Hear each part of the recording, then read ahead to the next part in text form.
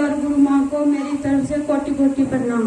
मेरा अनुभव तो बहुत है, पर कुछ दिनों पहले का अनुभव है। मेरे छोटे बच्चे को बहुत ज्यादा डैंड्रफ हो गया था और इतना हो गया कि ऐसे गिरता था, और मैंने गुरु माँ को बताया कि इसके बालों में डैंड्रफ हो गया है। और पिछले 1 महीना हो गया, गुरु माँ ने उसके बाल धोए, ऐसे जल से धुलाए और बिल्कुल साफ हो गया। जय माता दी। जय गुरु माँ, जय गुरुदेव।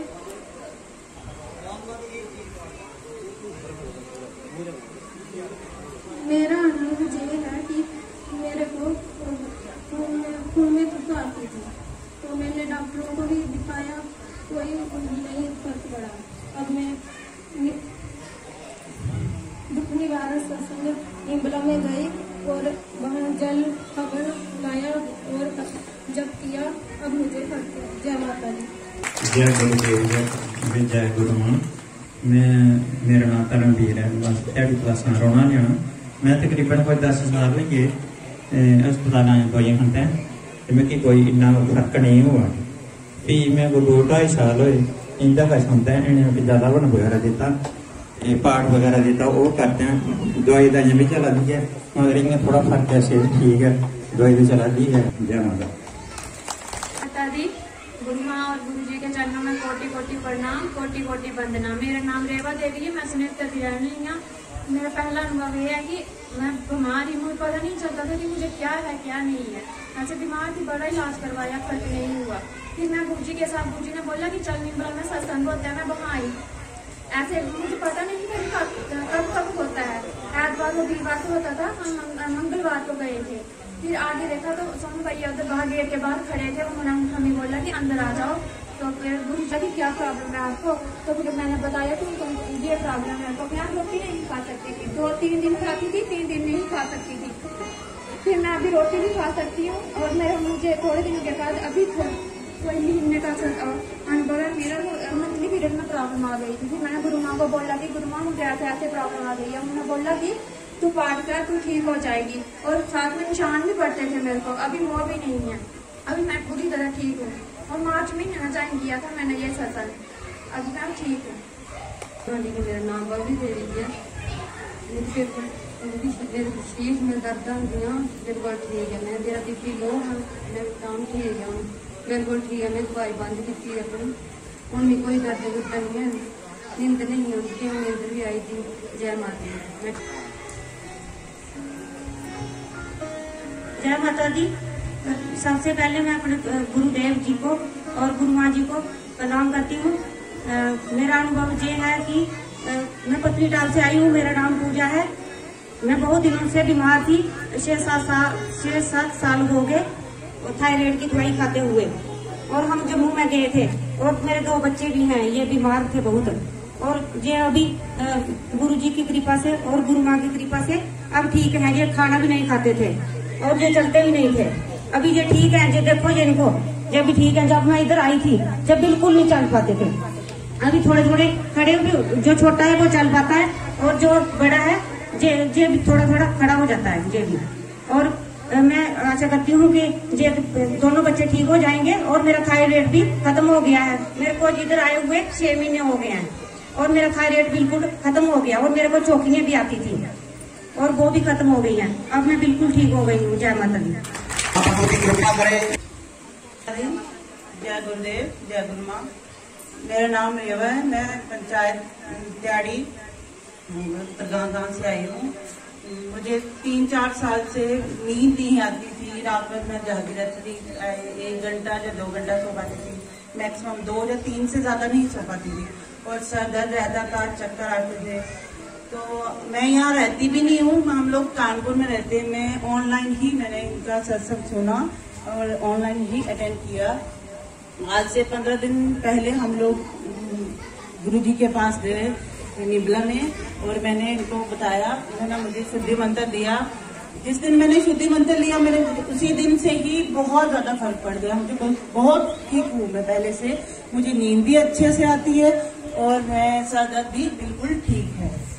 जय माता। क्योंकि उसके कर्म, अगर अपने कर्म अपने खत्म करने हैं तो शासक लगातार, 15 दिन पहले हम लोग गुरुजी के पास गए निबला में, और मैंने इनको बताया, उन्होंने मुझे शुद्धि मंत्र दिया। जिस दिन मैंने शुद्धि मंत्र लिया, मैंने उसी दिन से ही बहुत ज्यादा फर्क पड़ गया। मुझे बहुत ठीक हूँ मैं पहले से, मुझे नींद भी अच्छे से आती है, और मैं सर दर्द भी बिल्कुल ठीक है। जय माता। क्योंकि उसके कर्म, अगर अपने कर्म अपने खत्म करने हैं तो शासक लगातार। मन में प्रांत जो है ना नीच योनि में जाना पड़ेगा। और इधर से जो 84 लाख योनियों के लिए जाने के लिए रास्ता नहीं मिलेगा। प्रेत योनि 84 लाख योनि में नहीं आती। प्रेत योनि एक ऐसी योनि है, एक कल्प तक मिल जाती है और इसको कुछ नहीं मिलता, हवा में रहती है। इसको ना हवा ना पृथ्वी ना आकाश देखता है, ये भटकती है, ये भटकती आत्मा है, उसको चीटी का भी जन्म नहीं मिलता। ऐसी जोड़ी में जा रहे हैं लोग, क्यों? सत्संग नहीं कर रहे हैं, सत्संग नहीं सुन रहे हैं। सत्संग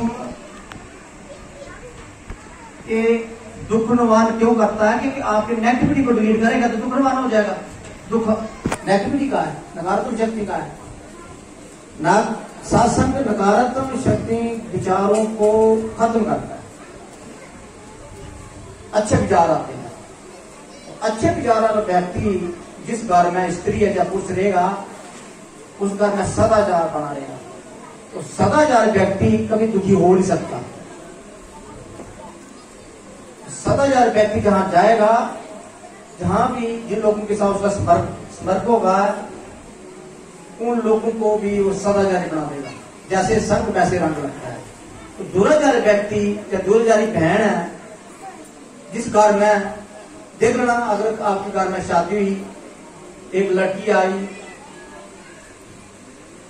तो हो सकता हो पिछला उसका घर सदाचारी था तो आपके घर को सुधार देगी। और वो लड़की जो है आपके घर में दुराचार घर से आएगी तो आपका घर का सत्यानाश कर देगी।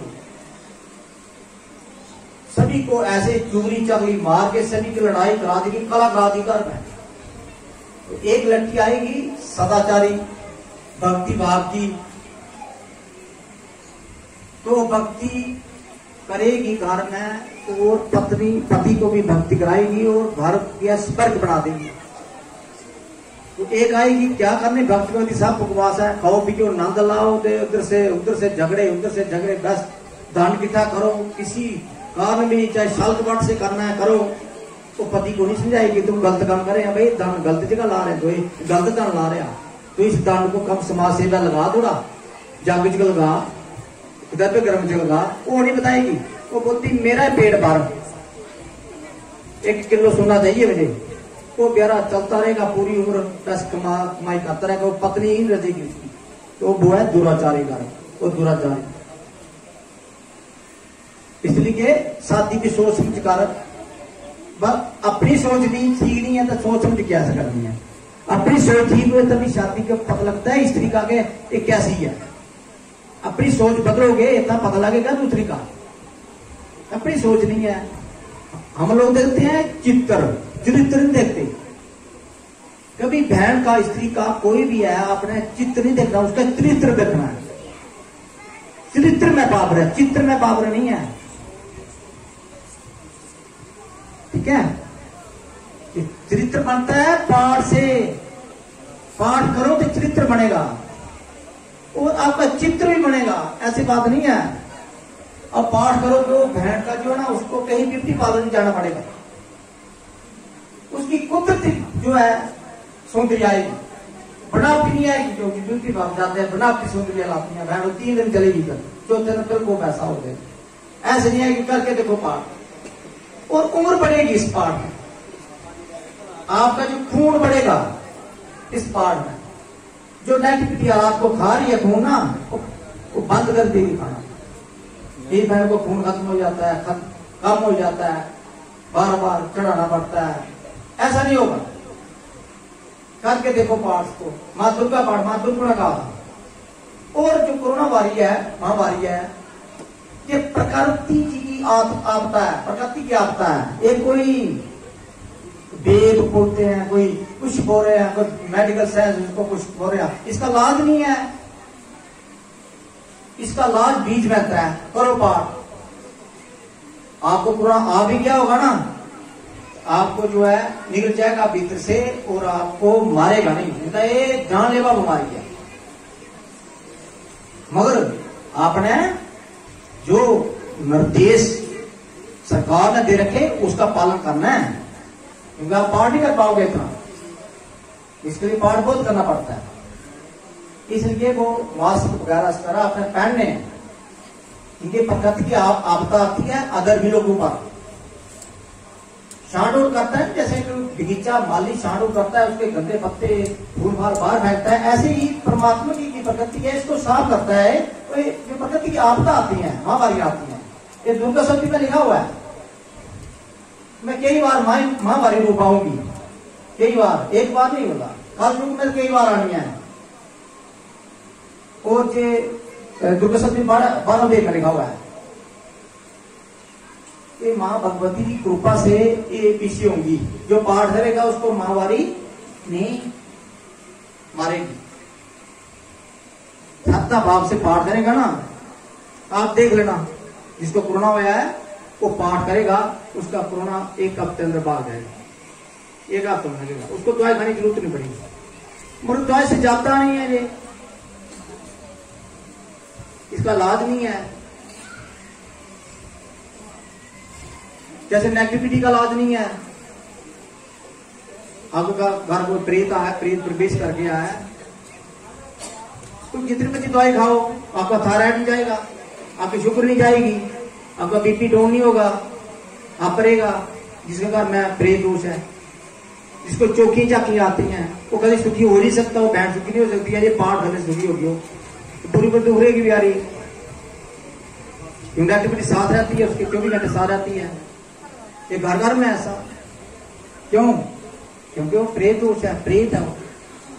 आपका शरीर पकड़ा है उसने, अपना शरीर नहीं दिया, खत्म हो गया, तो कर्म इंद्रियां आपकी यूज कर रहे हो। और जैसे उसकी नेगेटिविटी दी, आपके मित्र पैदा कर रहे हैं, जैसे उसकी मृत्यु हुई, आपको मृत्यु कराएगा। बॉडी देखेगा ये उम्र उसकी, हो सकता बच्चे के में आगे, बच्चे की छोटी उम्र में मृत्यु हो जाए। ये डॉक्टर तो काम करती नहीं है, जितनी मर्जी का डॉक्टर का भी कोशिश करते हैं, का भी। एक मेरा व्यक्ति उधम से आया, उसकी लड़की 18 साल की लड़की है, वो वहां है, वो 3 साल का, बोलो मैं पूरी कमाई लगा दी, बच्ची ठीक नहीं हो रही थी, क्या बात है।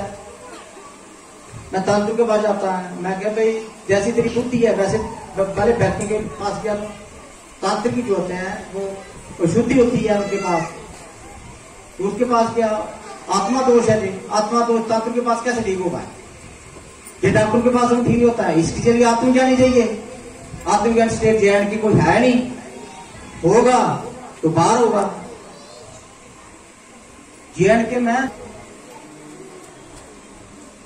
तो शास्त्र पढ़ना जो है अच्छी बात है, शास्त्र पढ़ से आपको जो ज्ञान नहीं मिलता, वो ज्ञान जगह तो कौन सा है? अपरोक्ष ज्ञान होता है। परोक्ष ज्ञान नहीं होता, वो इंद्रियातीत ज्ञान हो रहा है। वो इंद्रिय से देखा मैंने, इंद्रिय मेरी आंख ने देखा है, उसको मैंने उसको रिसीव किया, उसको याद किया, बस आपको सुना दिया, वो खत्म आ चुका है।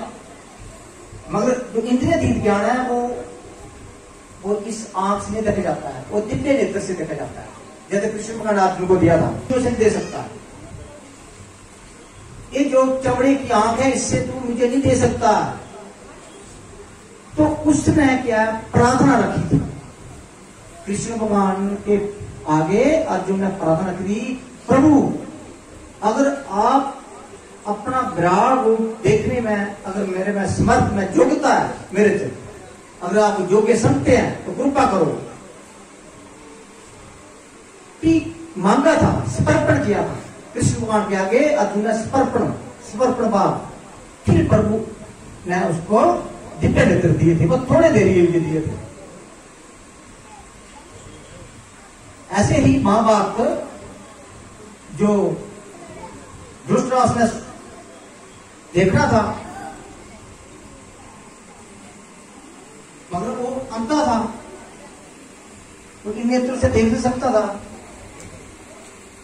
उसने व्यास से आगे प्रार्थना की थी, भगवान व्यास के आगे प्रार्थना की, भगवान मैं देखना चाहता था। तो व्यास जी ने, उनके मंत्री थे, उनको दिव्य नेत्र दिए थे। दिव्य नेत्र नहीं दिए थे, उनको दूरदर्शन दृष्टि दी थी। दिव्य नेत्र जो है कृष्ण भगवान ने दिए थे, दूरदर्शन दृष्टि दी थी कि दूर से जहां बैठे बैठे आप हस्तिनापुर का जो युद्ध हो रहा था, व्यास जी ने दिव्य दृष्टि नहीं दी थी, उसको दूरदर्शन दृष्टि दी थी संजय को। संजय जी ने धृतराष्ट्र को पूरे जो युद्ध का समाचार सुनाता रहा। मगर जो धृतराष्ट्र था, जब उसके 100 पुत्र मार गए तो उसने बोला, प्रभु मेरे 100 पुत्र मार के मैं 100 पुत्र की हत्या देख रहे हैं, ये कौन सा कर्म था? उन्हें क्या कर्म प्रधान है, मैं कई बार तेरे पास आया संति करने के लिए, आपने संति नहीं की, तो तू तेरा कर्म है। बोले मैंने कोई पाप ऐसे किया नहीं है। बोला जे तू अंत है, ये तेरा कर्म है। पुत्र की हत्या देख रहे हैं, ये तेरा कर्म है। जिसके घर में पुत्र की, जो अगर पिता अपने पुत्र की डेड बॉडी देख रहे हैं, वो भी कर्म है पिता का। इसलिए इस समय कर्म कट जाता है। देखो, कर्म क्रियामान कर्म, संचित कर्म, प्रारब्ध कर्म। प्रारब्ध कर्म 3 प्रकार का है। आप लगातार सत्संग आओ जो बुजुर्ग हैं, क्योंकि आपके कर्म जो इस जहां काट के नहीं, जो जहां नरक में आपको सजा मिलेगी वो काटना पड़ेगी, सजा काटना पड़ेगी। प्रारब्ध कर्म जो है 3 प्रकार का है। प्रारब्ध, मंद प्रारब्ध और त्रिप्रारब्ध। जो मंद प्रारब्ध कर्म है, त्रिप्रारब्ध कर्म है, जहां बैठे बैठे खत्म हो जाएगा। मगर एक कर्म जो परिवाक्य होता है, जैसे आपने आज छोटा सा कर्म गलत कर्म रहा, उसका फल जो है आपके, उसका फल मिलेगा ना, मगर रह गया तो हो सकता कि आपने 3-4 जन्म ले लिए तो परिवाक्य हो जाता है। 10 जन्म ले लिए, परिवाक्य हो गया, तो फिर उसको इंसान का जन्म आपको लेना पड़ेगा उसको काटने के लिए।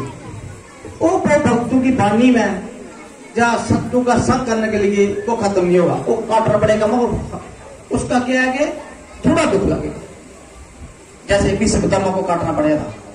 ऐसे धृतराष्ट्र ने अपने खाने के लिए जो मीट पकाता था, वो रोज का एक हंस का बच्चे को काटता था। शाकाहारी जो है बनो, मांसाहारी जो है मत बनो। मांसाहारी व्यक्ति जो है वो नीच नहीं जाना पड़ता है उसको। जैसे कुत्ता है, बिल्ली है, शेर है, चित्ता है, ये लपक लपक पानी पीते हैं। जो लपक लपक पानी पीते हैं ये मांसाहारी है। गाय है, घूंट में पानी पीती है। बकरी है, घूंट में पानी पीती है। इंसान घूंट घूंट में पानी पीता है, ये शाकाहारी है। तो आप क्यों मांस मात्रा करते हैं? नशा मुक्त जीवन जियो। जब शास्त्र के विरुद्ध काम कर रहे हैं, लिया बकरा, लिया मीट, ये आपको पता नहीं है, एक खाना वाला होता है, इसमें 8 भागीदारी होते हैं, 8 को सजा मिलती है। वो किया था धृतराष्ट्र ने। धृतराष्ट्र राजा था पिछले जन्म में, तो उसका जो रसोइया था ना, उससे डरता था, क्योंकि एक खाने का बड़ा प्यासी है। इसलिए रस इंद्रियां, हमारे जीभ है ना, ये रस इंद्रिया है, चखने की स्वाद लेती है, हर चीज का स्वाद लेती है। तो उसको कहीं अच्छा चटपटा भोजन नहीं मिलता, तो रसोइया को सजा देता है। तो एक दिन कुछ नहीं मिला, तो रसोइया ने कहा कि उसके महल के पीछे जो जहां रहता था धृतराष्ट्र, वो हंस ने बच्चे दे रखे थे, तो उसने बच्चे को उसका मीट बना लिया, तो खिला दिया उसको।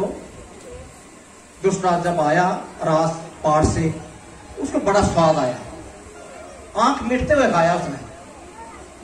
तो उसको इनाम दे दिया रसोइया को कि पहले तेरे को यार इतना साफ, तू बड़ा आज अच्छा भोजन बनाया था। और उसे देखा नहीं कि ये मीट था, क्योंकि आंख मिटता ही खा गया। इसलिए हमारा रस इंद्रिया, इसको भी सेम इंद्रिया ऐसे नहीं भक्त बनता है, ऐसे आत्मज्ञानी नहीं बनता है। साधना लगता ज्ञानम तत्व सेम इंद्रियों को सेम बरतना है। हमारी इंद्रियां ही कंट्रोल नहीं है तो हम भक्ति नहीं कर सकते। स्त्री और पुरुष रह के गर्भ स्त्री में इंद्रियों को सेम करना ही सबसे बड़ी भक्ति है। कोई इंद्रिय में पड़ा है तो कुशावदा नहीं कर सकता, वो अपनी इंद्रिय भूल जाना चाहिए उसको। रस इंद्रियां, ज्ञान इंद्रियां, हमारी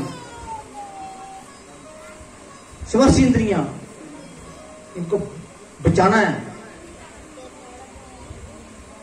तो ऐसे करते करते उसने 100 जो है हंस की मृत्यु करा दी और रोज रोज खाता रहा। और सोइयों को भी पाप लगा। और सोइया नहीं पता था कि मैं पाप कर रहे हैं कि हंस को रोज को बॉल बॉल के दे रहे हैं, और खाने वाला आंख मीट के खा रहे हैं, उसको भी पाप लगा। अगले जन्म में वो दुष्ट राष्ट्र बना और आंख का अंधे को जन्म दिया, अंधा होके जीवन व्यतीत किया। और सोइया जो वो क्या बना, उसकी पत्नी, जो कि आंख होते हुए भी आंख में पट्टी बांधती थी। वो ऐसे कृष्ण भगवान ने बोला तो अपनी जन्म देख, पिछला जन्म देख। बोला मैंने कोई कर्म किया? बोला ऐसे कर्म किया तुमने, अंधे होकर काम किया तो अंधे खाता रहा, और वो भी अंधा होकर तेरे को खिलाता रहा। ये तेरी पत्नी है, ये सोइया बन के, जो सोइया है तेरी पत्नी बन के आई है, आंख होते हुए भी अंधी अपनी पट्टी बांध रही है। इसलिए कर्म प्रधान है, सत्संग मत छोड़ो। ये 49 जो जागोगे हैं, जो जग की सेवा देता है, जो 49 उसके 49 जागोगे, मैं हो करता हूं उसके हो गए। और लेखा जोखा आके धर्मराज नगरी में उसका पहुंच गया है कि 49 जग में तेरी हिस्सा पहुंच गया है, क्योंकि सत्संग छोटा नहीं समझे, उसके तत्व ज्ञानी का है। तत्व ज्ञानी का सत्संग में जो भी आप 1 रुपये भी लगाओगे ना, आपके लोड के 10 रुपये मिलेगा। ये कथा उड़ी है, हमको कथा बात की नहीं है। आपके दुख खींच के ला रहे हैं, आपके दुख का निवारण कर रहे हैं, आपको पता नहीं लग रहा। आपको रात को नींद आएगी, हफ्ते के बाद देखना आपको शरीर के चैन हो जाएगा, और बीच में आप से परिभूत हो जाओगे, आप पुष्ट हो जाओगे। आपका कार्य शरीर जो है ना ताकतवर हो जाएगा, आत्मबल बढ़ेगा। 22 पाठ करोगे वो जो करना चाहता है, तो आप समझ लेकर मेरे पास आना, मैं उसको पाठ दे दूंगा। क्योंकि गांव में लोग सत्संग